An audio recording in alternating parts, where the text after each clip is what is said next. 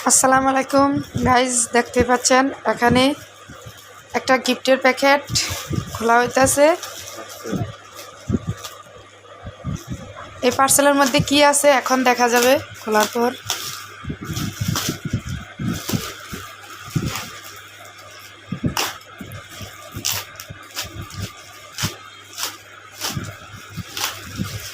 আর এরকম কয়দিন পর পর কেউ যদি এরকম পার্সেল একটা পাঠায় তাহলে ভালোই হবে।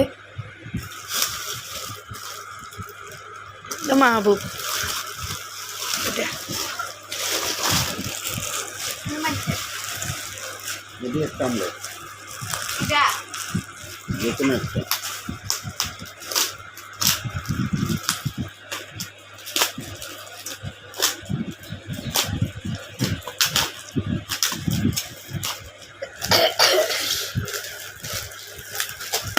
এটা দিয়ে বেশি বড়।